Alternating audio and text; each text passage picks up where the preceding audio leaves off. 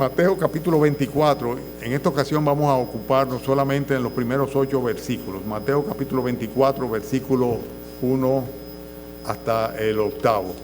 Y vamos a ver por qué hasta el 8, y de ahí se deriva el título del mensaje de esta mañana, que es mirad que no os turbéis, una expresión del Señor Jesucristo hacia sus discípulos. Leo entonces, Mateo capítulo 24. Cuando Jesús salió del templo y se iba, se acercaron sus discípulos para mostrarles los edificios del templo. Respondiendo él les dijo: ¿veis todo esto? De cierto os digo que no quedará aquí piedra sobre piedra que no sea derribada. Y estando él sentado en el monte de los olivos, los discípulos se acercaron aparte diciendo: dinos, ¿cuándo serán estas cosas? ¿Y qué señal habrá de tu venida y del fin del siglo? Respondiendo Jesús les dijo: mirad que nadie os engañe, porque vendrán muchos en mi nombre diciendo yo soy el Cristo, y a muchos engañarán. Y oiréis de guerras y rumores de guerras. Mirad que no os turbéis, porque es necesario que todo esto acontezca, pero aún no es el fin. Porque se levantará nación contra nación y reino contra reino, y habrá pestes y hambres y terremotos en diferentes lugares, y todo esto será principio de dolores. Luego de exponer y denunciar a los escribas y a los fariseos lo que estuvimos viendo las semanas anteriores en los mensajes que consecutivamente trajimos domingo en la mañana, pues el Señor Jesucristo está, por así decirlo, terminando lo que es su ministerio público.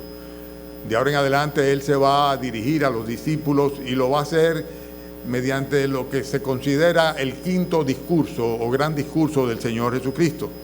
Estos pasajes de Mateo 24 pues se refieren a este momento previo en el cual iba a ser entregado por sí mismo a la voluntad del Padre para morir en una cruz, y Él estaba presentando acá lo que habría de ser una motivación para que los discípulos no estuvieran en ansiosa inquietud, no estuviesen de ninguna manera turbados, sino que muy por el contrario, a pesar del panorama que iba a plantear y que se iba a presentar en respuesta a su pregunta de cuándo serán estas cosas y qué señal habrá de tu venida y del fin del siglo, pues el Señor Jesucristo comienza a darle una serie de señales o instrucciones. El pasaje es un pasaje realmente que se presta a muchas dificultades interpretativas. Tiene un contenido escatológico muy alto, o sea, porque se refiere a una serie de eventos que habrían de suceder en el futuro y en diferentes tiempos. Y además de esto, tiene una naturaleza apocalíptica, o sea, habla de revelación y habla de juicio. Mateo 24 es un pasaje que habla de juicio y hace referencia a cosas que los profetas del Antiguo Testamento y posteriormente el propio Juan en el Apocalipsis pues también van a traer con revelaciones particulares. Además de esto, es un pasaje que está respondiendo a una pregunta directa. La pregunta está en el versículo 3 cuando dice ¿cuándo serán estas cosas? Bueno, ¿cuáles cosas? Las cosas como tales como el hecho de que Jerusalén iba a ser destruida, el templo no permanecería, no quedaría piedra sobre piedra, pero además de esto le añaden la pregunta que tiene que ver con el retorno de Él o el final de los tiempos. Y esto el Señor comienza a responder en ese sentido. Hay 2 eventos futuros que son fundamentales. Tiene que ver con la segunda venida del Señor Jesucristo y con el final o las consecuencias que vendrían del desprecio de los judíos, por lo cual serían finalmente esparcidos completamente. Pero el hecho es que estos 2 eventos, o sea, lo que tiene que ver con la destrucción de Jerusalén y la segunda venida de nuestro Señor Jesucristo, son tratados por el Señor Jesucristo en el mismo pasaje, a pesar de que están separados por un lapso de tiempo muy grande. Y no están tratados en un orden específico. Por eso es importante pues discernir a qué se refiere, a quiénes alude y en qué momento lo hace. Estos escatológicamente, este pasaje escatológicamente corresponde a lo que se le llama una profecía predictiva, porque trata de los últimos tiempos, una profecía que tiene que ver con los momentos del fin. Pero hay 3 conceptos en cuanto a la historia que nosotros debemos tomar en consideración para poder hacer una diferencia. Hay un concepto que habla en el sentido de que la historia se sucede una y otra vez repitiéndose de una manera cíclica, es el concepto que es cíclico. Hay otro que es fatalista, que realmente no deja ningún tipo de esperanza, y es el concepto caótico, ¿verdad? Y finalmente el concepto que piensa que la historia es algo que sucede de una manera inevitable y es algo que conduce a una utopía. Pero el Señor Jesucristo en este pasaje específicamente echa a un lado todas las concepciones seculares, o sea, del mundo en cuanto a lo que es la historia, y Él habla en términos históricos de lo que va a suceder. Y es lo que hace que en este momento se va a presentar a Dios como autor, obrando de una manera poderosa y soberana sobre lo que habría de sucederse. O sea, Dios tiene un propósito definido, Él es soberano y Él está llevando a cabo ese propósito. Y eso es lo que va precisamente a presentar el Señor Jesucristo aquí a través de estas profecías predictivas. El propósito fundamental tiene que ver con la consumación en un día de juicio. Dios va a llegar un momento en el cual va a hacer una separación entre justos e injustos. Los injustos van a ser llevados al castigo eterno, los justos, o sea, los que hayan sido justificados por la fe en nuestro Señor Jesucristo, van a ser llevados a la vida eterna. Y realmente, más que satisfacer la curiosidad de los discípulos, lo que estaba el Señor tratando era de prepararlos para que enfrentaran las cosas que habrían de suceder posteriormente. Y en este sentido, pues a nosotros nos hace el mismo efecto. O sea, mediante este pasaje de Mateo 24, nosotros somos alentados por el Señor a fin de que no nos turbemos, porque habrían de suceder una serie de cosas que definirían el poder de Dios manifiesto a través de la historia, ¿verdad? Y obrando soberanamente con sus propósitos, que son siempre propósitos soberanos. La pregunta tiene tres partes: la destrucción de Jerusalén y lo que tiene que ver con la parusía, que es la segunda parte, o la venida literal de nuestro Señor Jesucristo por segunda vez, ahora como Rey de Reyes y Señor de Señores. Pero también habla de las señales del fin del siglo, o sea, la consumación de los siglos, lo que le llaman la suntelería en términos doctrinales, en términos, ¿cómo se dice? Bueno, en fin, o sea, la parusía y la suntelería. La parusía tiene que ver con la presencia o el regreso de nuestro Señor Jesucristo, la aparición del Señor Jesucristo, y la suntelería tiene que ver con los eventos que se sucederían en la consumación de los siglos. La palabra que estaba buscando era la palabra teología, teológicamente, se mencionan de esa manera. Pero el hecho es que hay una panorámica que uno va viendo, y yo siempre comento, con mucha frecuencia lo hago, el hecho de que jamás me hubiera imaginado que en los años de mi vida iba a ver cumplirse tantas profecías bíblicas y todo lo que tiene que ver con el evidente regreso del Señor Jesucristo. O sea, es increíble las cosas, y cada día aparecen, no solamente en cuanto al aumento de la ciencia y la velocidad con que va el mundo y la vida, sino en una serie de detalles que vemos el panorama pues cumplirse conforme a todas estas cosas que el Señor le dice a los discípulos. Y ante esta panorámica mundial, los cristianos nos preguntamos cuál debe ser nuestra posición, o sea, cuál debe ser nuestro sentir.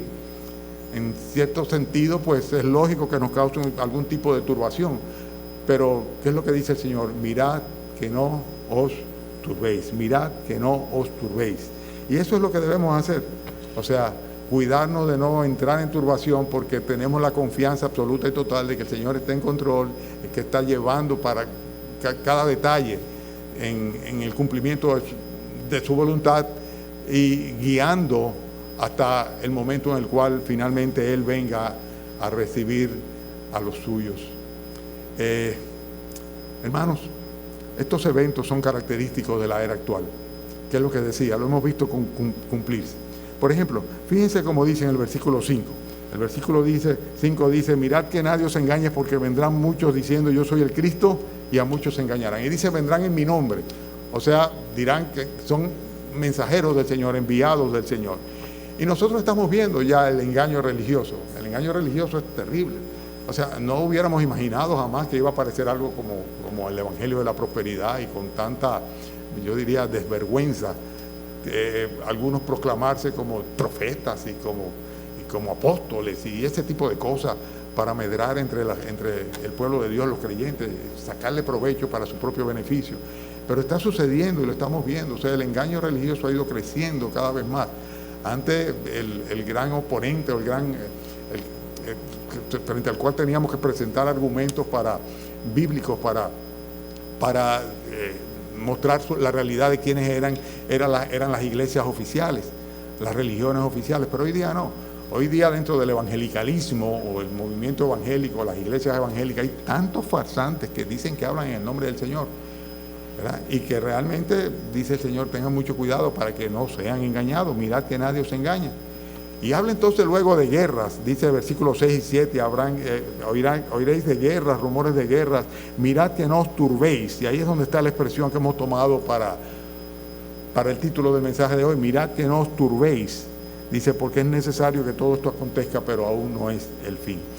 Sin lugar a dudas, guerras, rumores de guerra hay demás.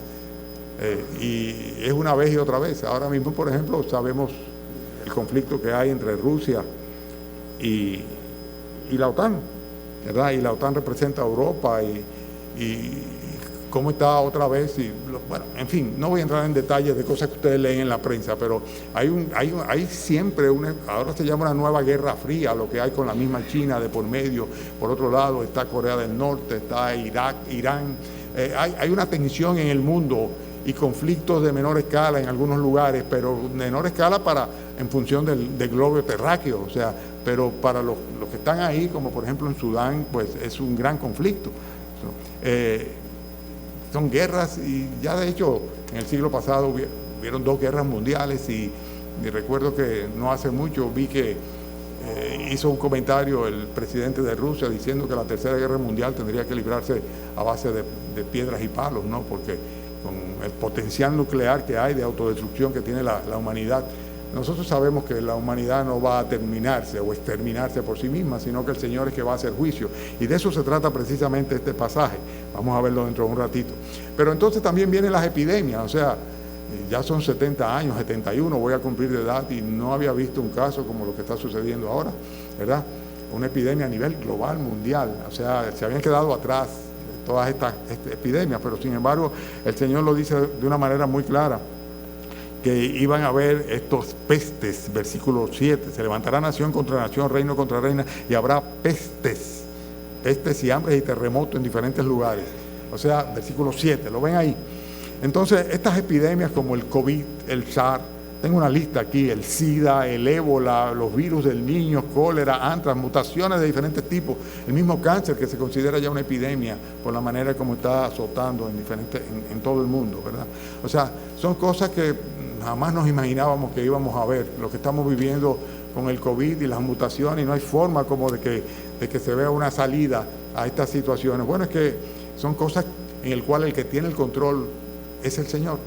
El Señor es que permite que haya una salida cuando Él lo considere. Ahora están diciendo que tal vez esta variable del Omicron sea una provisión del Señor para inmunizar a la totalidad del mundo, de la población del mundo. No sabemos cuál es el plan del Señor. Lo que sí sabemos es que todas estas cosas son evidencias de que el Señor está cerca, el Señor está muy cerca, muy cerca. La mayoría de las epidemias habían sido anuladas prácticamente con la aparición de las vacunas, y ahora ya ustedes ven cuál es la historia de las vacunas. Algunos ni siquiera creen en la vacuna, otros consideran que sí son útiles, pero hay que estar constantemente sobre ellas, y en fin. El hecho es que estamos en medio de una realidad que se están cumpliendo estas profecías bíblicas expuestas por el Señor Jesucristo. El engaño religioso, mirad que nadie os engañe, es la primera advertencia, y después guerras, rumores de guerras, conflictos, conflagraciones, epidemias y hambrunas increíblemente. Ustedes saben que aproximadamente 25,000 personas diarias mueren de hambre por inanición. 25,000 personas diariamente mueren de hambre, y la mayoría de ellos son niños. En cuanto a las catástrofes naturales, pues huelga que yo les diga lo que está pasando, ¿verdad? Porque no pensé que iba a haber jamás las cosas que se han estado viendo. No estoy hablando, tienden a atribuirle todo al cambio climático, pero cuando un volcán erupta no es cambio climático, ¿verdad que no? Y cuando hay un terremoto y esto produce un gran tsunami, eso no podemos decir que es el cambio climático, por más que quieran argumentarlo. Quieren siempre convertir al ser humano en protagonista de su propia historia, pero no es así. Sabemos que la historia está en las manos del Señor, y el futuro también está en las manos del Señor. Y esta es la tranquilidad que tenemos que tener los creyentes, y por eso dice Él, mirad que no os turbéis.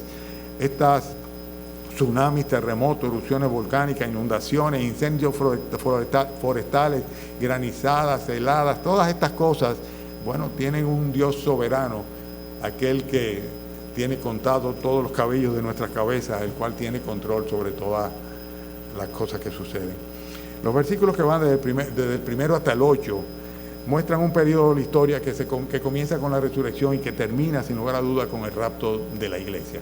La segunda venida del Señor Jesucristo, que se produce en partes y que llega un momento en el cual el Señor se va a llevar a su iglesia de aquí y entonces van a comenzar a sucederse una serie de eventos terribles, que son aquellos que a partir del versículo 8 el Señor comienza a enumerar con la palabra entonces, o sea, luego de que vengan este principio de dolores, dice, entonces os entregarán a tribulación, lo que se conoce como la gran tribulación. Bien, estos eventos a los cuales hemos estado mencionando han estado presentes en toda la historia de la humanidad. O sea que podría alguien decir, no, pero eso ha sucedido siempre. Siempre han habido guerras, rumores de guerra, siempre han habido pestes, siempre han habido hambrunas, siempre han habido catástrofes naturales. Sí, pero el punto está en que, y eso podemos dar testimonio los que somos mayores, ¿verdad? O sea, no lo habíamos visto con tal intensificación, con tal intensidad. Y es a lo que se refiere el Señor Jesucristo cuando dice que serían como principios de dolores. Haciendo un paralelismo, un símil con una mujer que está de parto, como dicen los americanos, by the way, o sea, a propósito, dicho sea a propósito, soy un abuelito de un 11º nieto, ¿verdad? Y los paniagua de una primera nieta, recientemente damos gracias al Señor por ello y estamos regocijados por esa realidad. Daniel y Priscila tuvieron ya su bebé, nos falta Carla y Mario David, ¿verdad? Que todavía están esperando, pero que ¿están por allá arriba o no? No los veo, ¿no? Pero que en cualquier momento también pues ya vendrán. En fin, el hecho es que le llama principio de dolores porque así como en una mujer que está por alumbrar, pues van intensificándose los dolores de parto, la humanidad, la tierra, el mundo está precisamente con dolores de parto. O sea, son cosas que van a ir creciendo en intensidad y en frecuencia, tanto el engaño religioso como las conflagraciones o las guerras, como las hambrunas, las epidemias. O sea, esto no va a parar, o sea, va a seguir aumentando. Y lo que no debemos hacer nosotros es turbarnos. Y el turbarse significa perder la conciencia de que Dios está en control. Y es tan fácil eso. Yo tengo que repetírmelo constantemente a mí mismo. Señor, perdóname por haber dudado, perdóname por haber flaqueado, perdóname por haberme turbado, por haberme puesto ansioso, porque yo sé que tú estás en absoluto control. Y se ha convertido el Dios está en control en un decir que aún los incrédulos lo dicen. Dios está en control, pero es más que un decir, es una realidad absoluta. Pero el Señor dice algo más, el Señor dice, es necesario que todo esto acontezca. O sea, no se turben porque todo esto tiene que suceder. Todas estas cosas es necesario que tienen que suceder porque se corresponde con el plan maestro de nuestro Señor. No solamente que está en control, sino que tiene un propósito supremo detrás de todas estas cosas, las cuales nosotros no podemos entender en el momento, a pesar de todo lo que nos dice la palabra en términos concluyentes. Pero sin embargo en el detalle pues no podemos de ninguna manera comprender la totalidad. ¿Quién entenderá, quién comprenderá el pensamiento del Señor? O sea, son insondables sus juicios, inescrutables sus caminos, dice la palabra del Señor. Por eso alza loa hacia la sabiduría de nuestro Señor. Pero el hecho es que han sucedido, por ejemplo, 2 guerras mundiales, yo lo mencionaba hace un rato.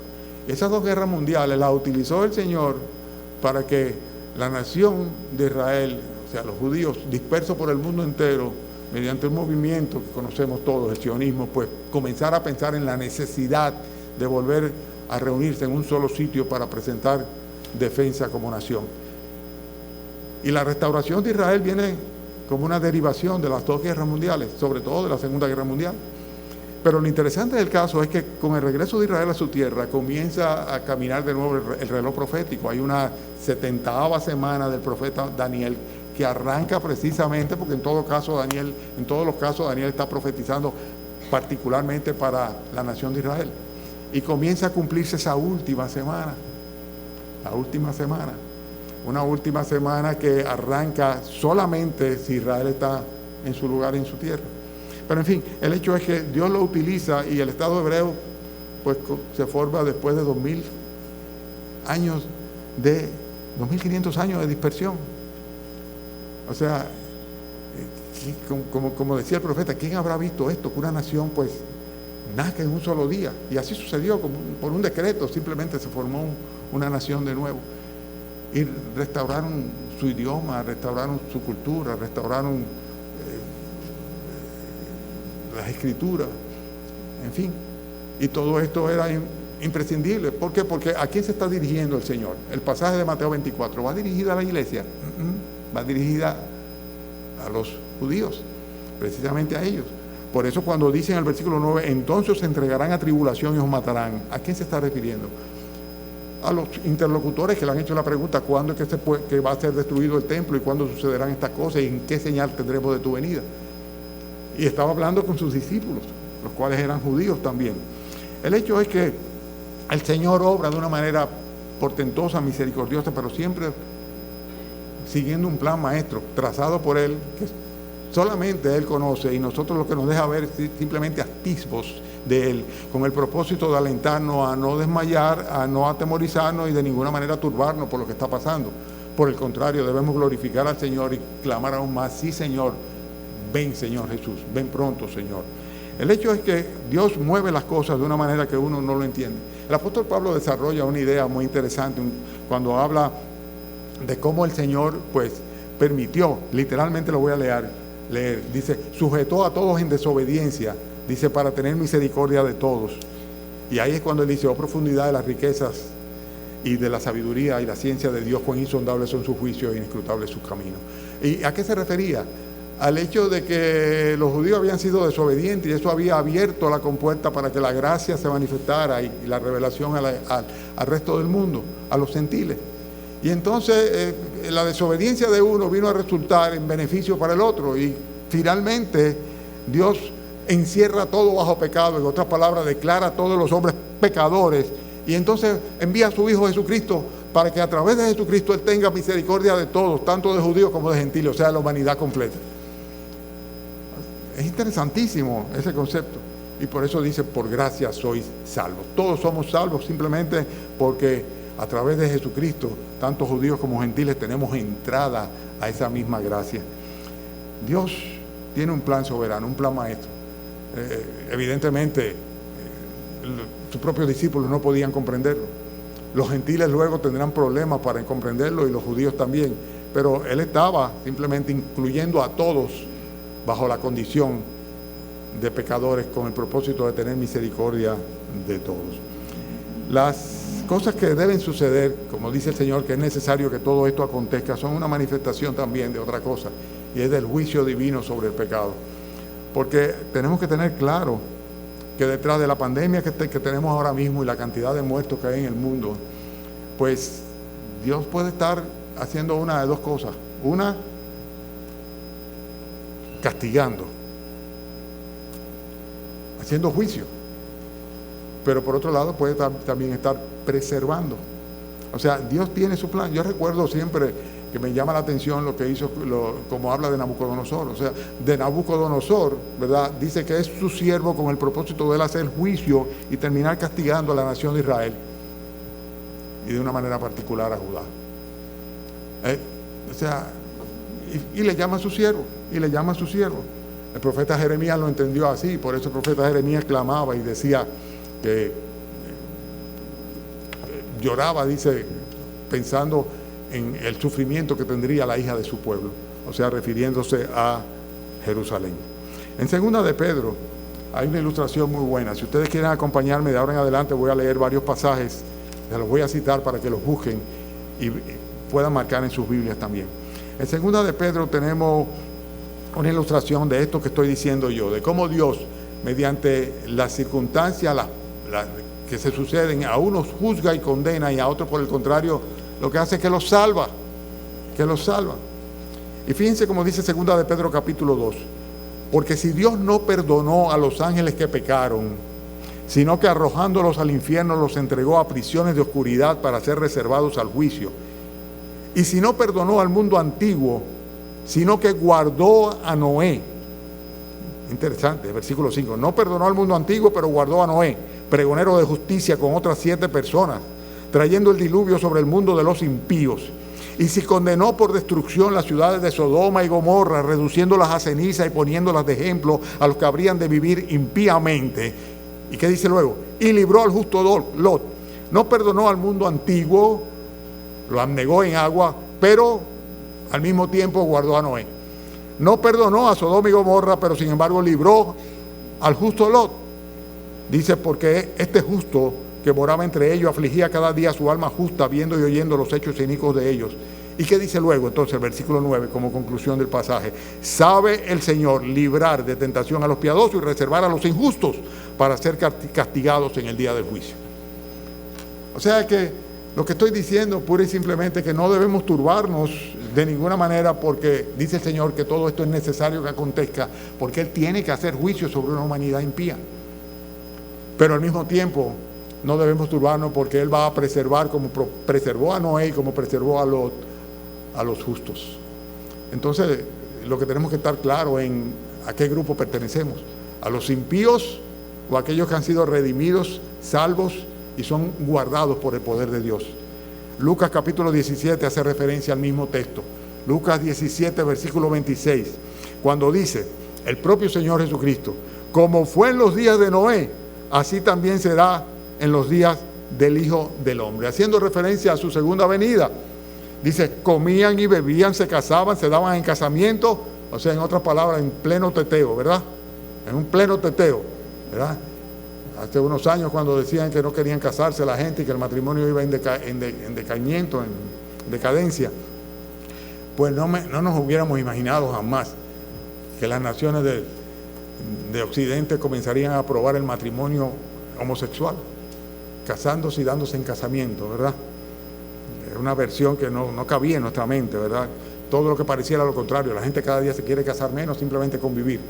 Pero ahora resulta que los que no pueden de ninguna manera ser una pareja o un matrimonio, sí quieren casarse y presionan en ese sentido. Bueno, pero en fin, estoy comentando, dando comentarios paralelos. Pero fíjense, estamos en el versículo 27, dice, comían, bebían, se casaban y se daban en casamiento, de Lucas 17. Hasta el día en que Noé entró en el arca y vino el diluvio y los destruyó a todos, haciendo un paralelismo entre lo que pasó y lo que va a pasar, lo que está pasando en cierta forma. Asimismo, como sucedió en los días de Lot, Pedro y el Señor Jesucristo, los dos hacen un paralelismo. Dice, comían, bebían, compraban, vendían, plantaban, edificaban, o sea, simplemente llevando su economía y su vida y sus proyectos hacia adelante. Dice, mas el día en que Lot salió de Sodoma, llovió del cielo fuego y azufre y los destruyó a todos. ¿Y qué dice al final? Dice, así será el día que el Hijo del Hombre se manifieste. Lo dice Pedro, claro, también.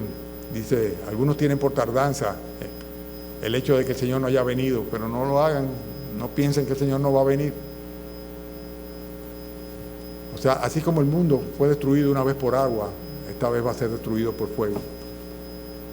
Por eso dice, sabiendo que todas estas cosas van a ser deshechas, ¿cómo no habréis de vivir vosotros, el pueblo de Dios, en una santa y piadosa manera de vivir? Pero lo más triste del caso es que son muchos los cristianos que viven comiendo, bebiendo, comprando, vendiendo, plantando y edificando, y se olvidan de que el Señor está a las puertas y que no pueden de ninguna manera fijar su mente y sus corazones en estas cosas. Así será en el día de que el Hijo del Hombre se manifiesta. Mirad, no os turbéis, porque sencillamente Dios tiene un plan, y parte de las cosas que vemos que están sucediéndose, que son principios de dolores, son la manifestación del Señor en juicio sobre el pecado de la humanidad, que cada día tiene a Dios más echado a un lado, o ha hecho una caricatura de Dios que la adapta, ¿verdad?, como un traje personalizado. Ese es mi Dios, el Papa Dios en quien yo creo. Muy alejado de lo que la palabra de Dios muestra sobre la santidad. Tenemos un Dios que dice que debe apartarse de iniquidad todo aquel que invoque su nombre. ¡Wow! ¡Qué categórico es el Señor! Pero ¿por qué no debemos también turbarnos? Por el hecho de que la verdadera guerra es la que se libra tras los bastidores. El Señor le dice, mirad que nadie os engañe, vendrán muchos en mi nombre diciendo yo soy el Cristo, yo soy el Cristo. Farsante, puro farsante. Pero en realidad, en Efesios lo dice de una manera muy clara, Por lo demás, hermanos míos, fortaleceos en el Señor y en el poder de su fuerza, vestidos de toda la armadura de Dios, para que podáis estar firmes contra las acechanzas del diablo y todos estos engañadores, porque no tenemos lucha contra sangre y contra carne, sino que hay principados, potestades, huestes espirituales de maldad, ¿verdad?, que están detrás de todo lo que va sucediendo en el mundo, esa oposición terrible a la revelación divina.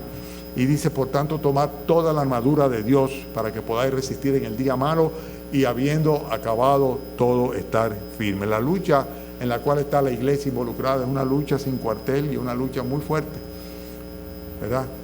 Y que cada vez se va a ir intensificando y la persecución va a seguir creciendo y cada vez va... Bueno, es que lo estamos viendo ya. Llegará un momento en el cual, ya ha llegado en algunos países, tú no podrás predicar lo que la Biblia dice sin que se sientan afectadas aquellos grupos, ¿verdad?, que están violando la palabra de Dios. Y el mundo está legislando en ese sentido. Toda la ideología de género va en esa dirección. Todo el misticismo que hay y la insistencia en cuanto a los asuntos que tienen que ver con violencia de género y ese tipo de cosas van en esa dirección. O sea, llegar un momento en el cual predicar lo que la Biblia dice y decir que la homosexualidad es un pecado, pues sencillamente va a ser algo que te va a llevar a los tribunales y tal vez a la cárcel. Y ya, le llaman delitos de fobia, ¿no? De odio, delitos de odio. Delitos de odio. Terrible lo que está sucediendo. Pero en fin, hay una guerra ciertamente y para eso dice la Biblia que lo que tenemos que hacer nosotros es tomar el escudo de la fe, o sea, ponernos claramente por delante, apertrecharnos, sabiendo que en quién hemos creído y lo que la palabra de Dios dice. Y después dice la Biblia que debemos ponernos el casco o el yelmo de la salvación, sabiendo quién está por nosotros y la obra que ha hecho y la gloria que nos espera. Y finalmente habla también de usar la espada del Espíritu. O sea, contraatacar con lo que la palabra de Dios dice, la Biblia, la palabra de Dios, la espada del Espíritu. Por eso es tan importante tener convicciones firmes, porque cada día los tiempos se van a poner peores y peores y peores. Y ya no es que decimos que van a suceder, sino que están sucediendo. Está sucediendo. Cualquiera hubiera dicho que en esta época en particular las iglesias se llenarían más que nunca. La gente clamaría al Señor, pediría misericordia. No está sucediendo, no es solamente en una iglesia, es en todo lugar, en todo el mundo. O sea, los cristianos están tambaleándose. ¿Por qué? Porque no tienen convicciones firmes. El concepto que tenemos de la adoración a través de los cultos que dedicamos y celebramos al Señor es tan leve, es tan poco profundo, que con gran ligereza nosotros por cualquier cosa pues sencillamente obviamos el compromiso que hemos asumido. Y si no somos nosotros quienes honramos, si no somos nosotros quienes adoramos, si no somos nosotros quienes intercedemos, ¿quién lo va a hacer? El mundo impío. En fin, hay una guerra que se está librando y es una guerra espiritual. O sea, el problema no es el COVID. Sobre el COVID el Señor tiene el control. El COVID es solamente una prueba o un juicio. Y ojalá que sea más una prueba que un juicio para los que son del Señor. Bien, pero hay otra cosa, otra razón, otro argumento por el cual no debemos turbarnos. Y yo voy a insistir en un poquito, voy a llevarles a varios pasajes y con esto vamos a concluir. El versículo 9, fíjense que los versículos 1 al 8 van dando la respuesta. Del versículo 4 dice, respondiendo Jesús les dijo, y dice en el versículo 8, y todo esto, lo que estaba presentándole como un panorama que habría de venir, dice, será principio de dolores. Pero hay un cambio ahí, dice entonces, o sea, entonces hay un cambio, entonces os entregarán a tribulación. Pero que resulta que antes de que llegue el versículo 9, la iglesia, los creyentes, vamos a ser salvos. Y el Señor se lo estaba diciendo a los discípulos que habían creído en Él. Entonces, ¿verdad?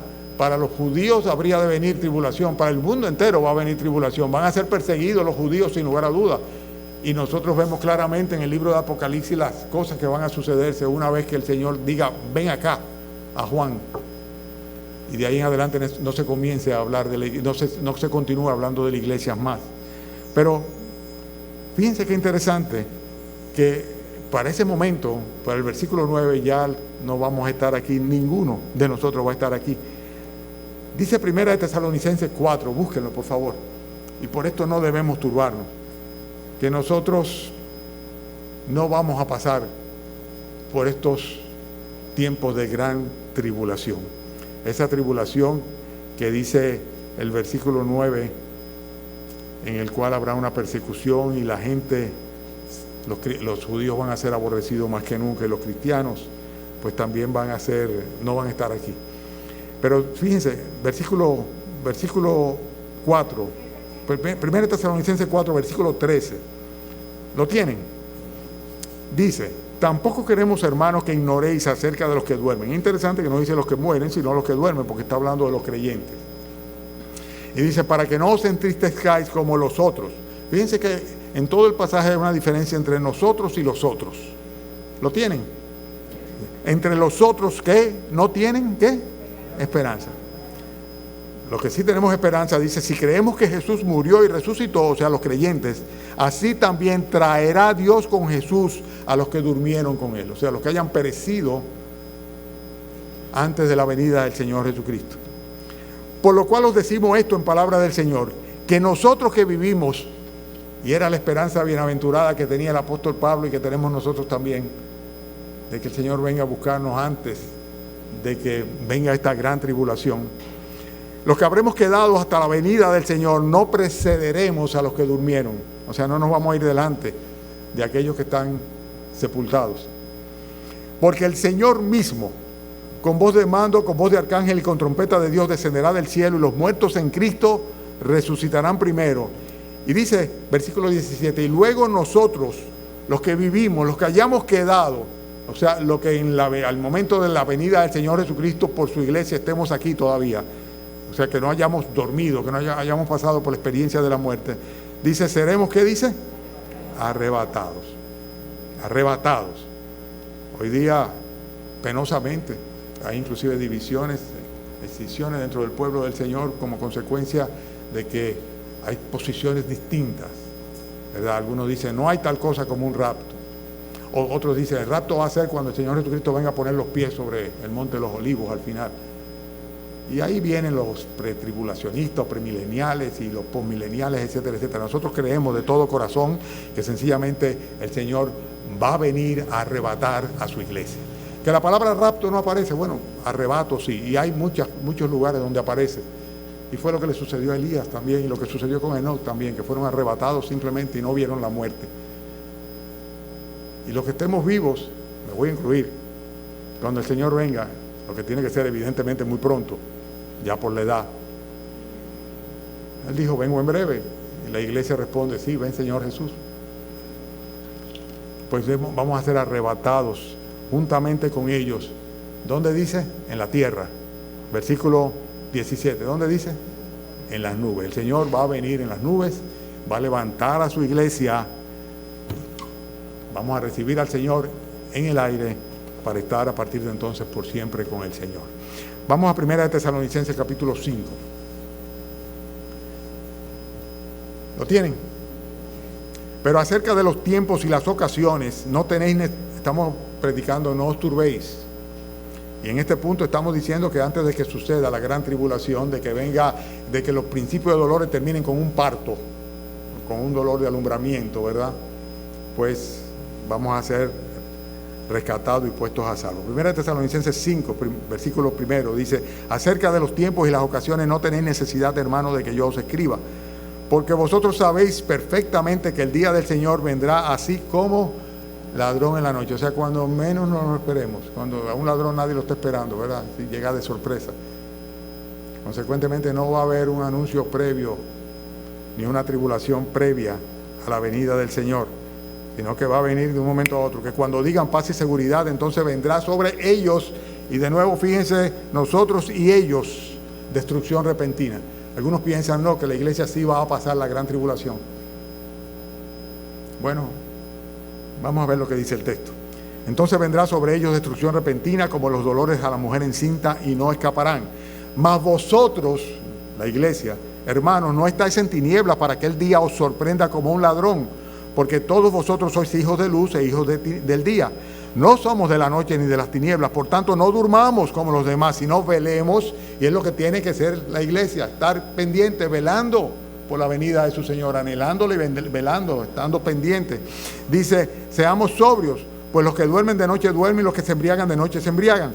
Pero nosotros, o sea, versículo 3 dice, vendrá sobre ellos destrucción repentina. Versículo 8 dice, pero nosotros que somos del día, los creyentes, seamos sobrios, habiéndonos vestido con la coraza de fe y de amor, y con la esperanza de salvación como yelmo.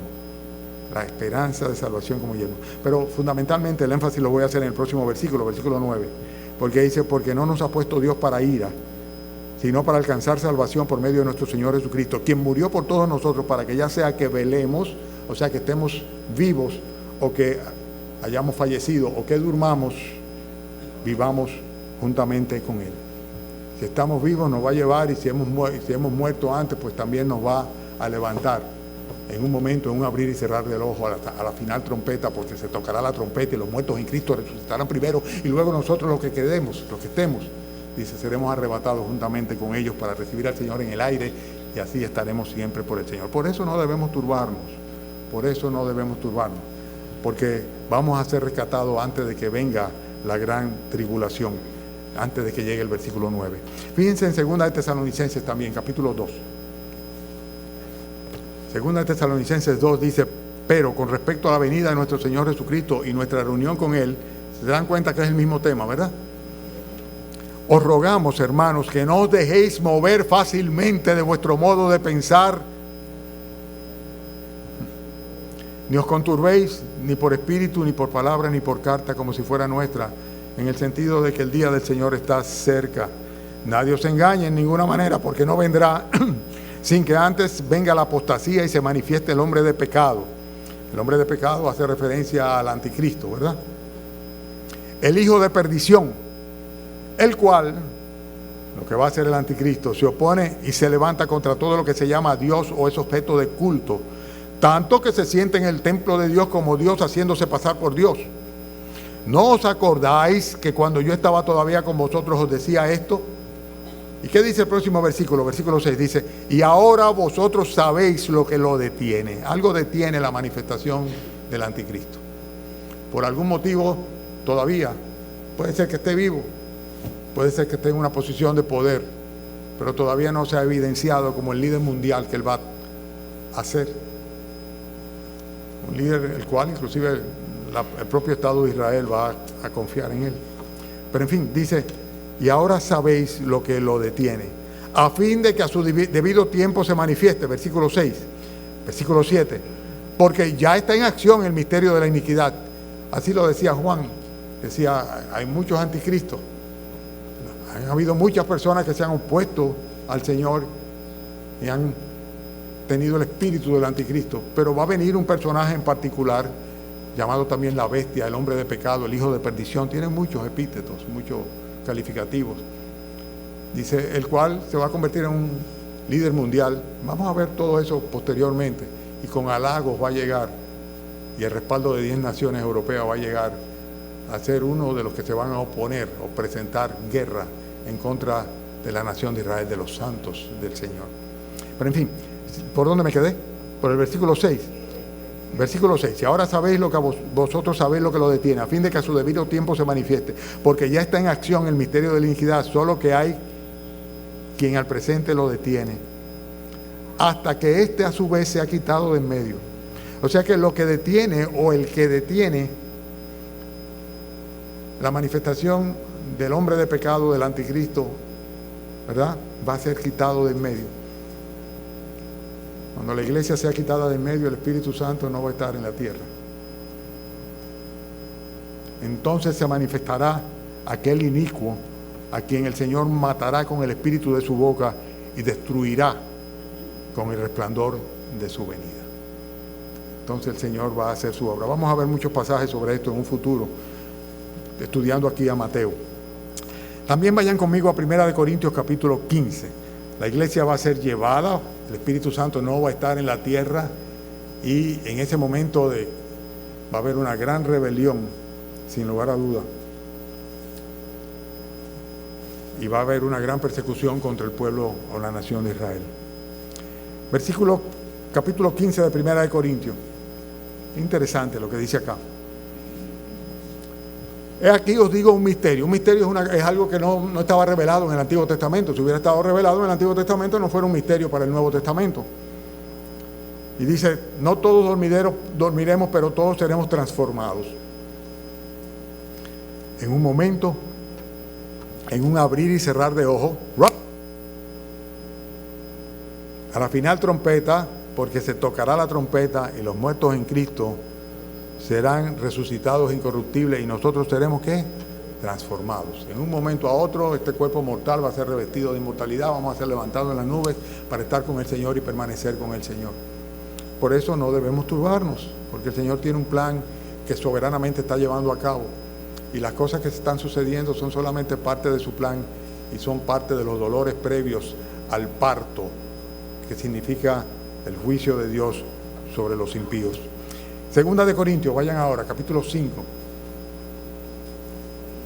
Segunda de Corintios, capítulo 5, versículo 1.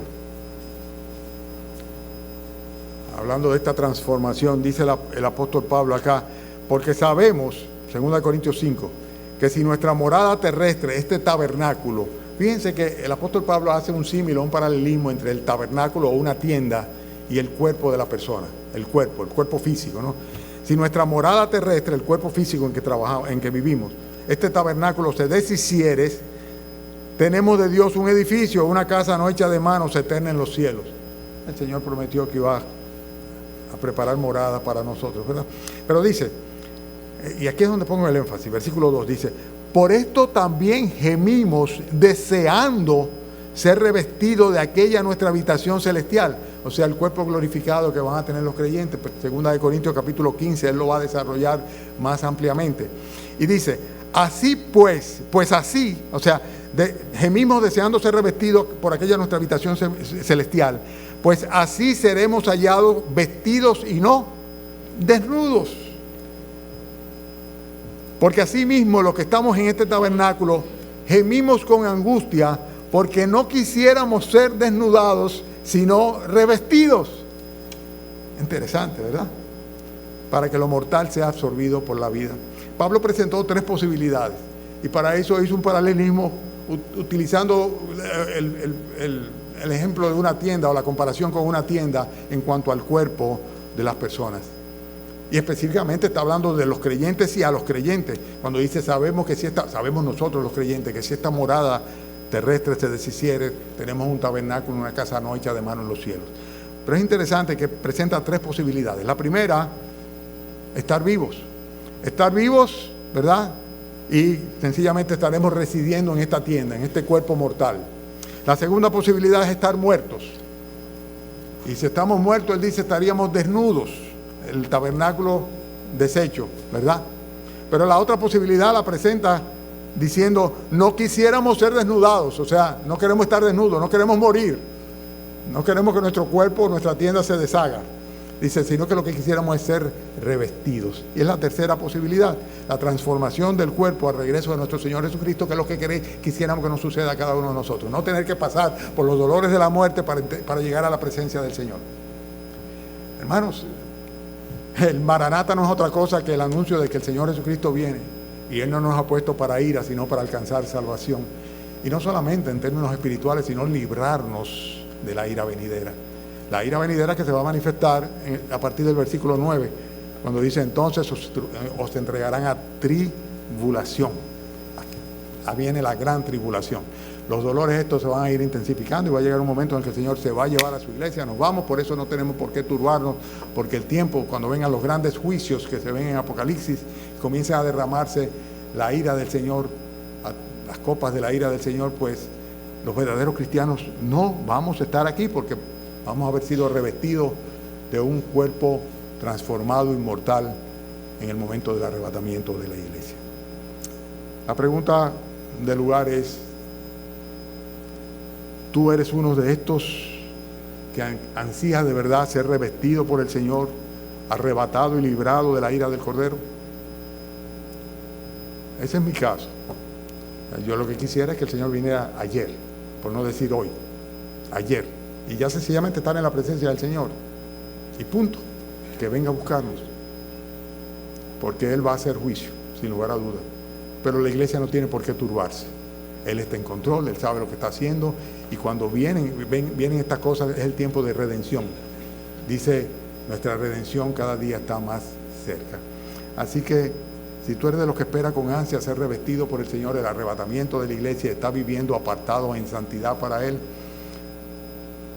pues qué bueno, porque no tienes por qué turbarte.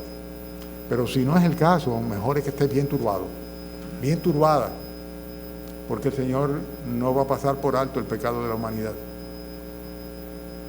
el haber rechazado a su Hijo Jesucristo, el no recibir por fe lo que gratuitamente y misericordiamente le he ofrecido, la vida eterna en Cristo Jesús. Y la humanidad cada día, lo vemos de una manera muy clara, lo que hace es alejarse más y más y más y caricaturizar el Evangelio más y más. Y ese es el truco del diablo.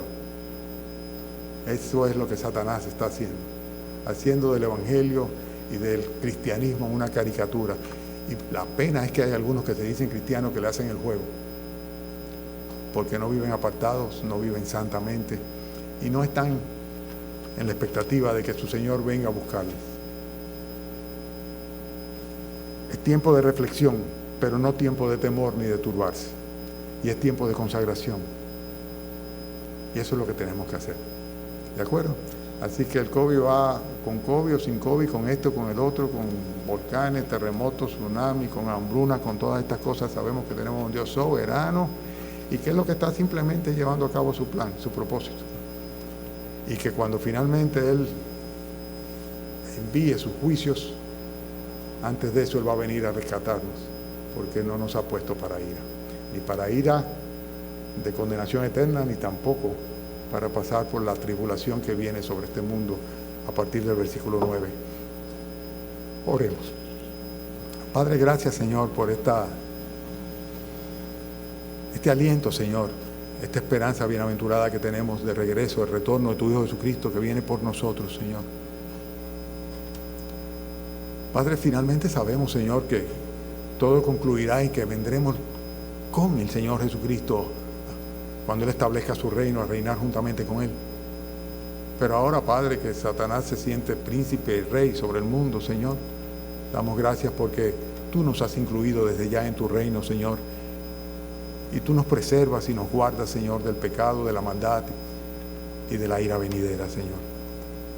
Padre, ayúdanos, Señor, a vivir para ti confiadamente y no turbarnos, Señor, y reconocer en cada evento, en cada noticia, en cada circunstancia, en cada calamidad, Señor, en cada enfermedad, en cada prueba, escasez, reconocer, Señor Dios nuestro, que tú soberanamente mueves, Señor, cada una de las piezas. Y conforme a tu voluntad, Señor, queremos que se sucedan cada una de las cosas que han de venir sobre nuestra vida particular, sobre nuestras familias, sobre tu iglesia, Señor, y aún sobre el mundo entero, Señor. Gracias, Padre, por tu promesa de retornar. Estamos esperándote, Señor. Ya no es que lo leemos solamente, Señor.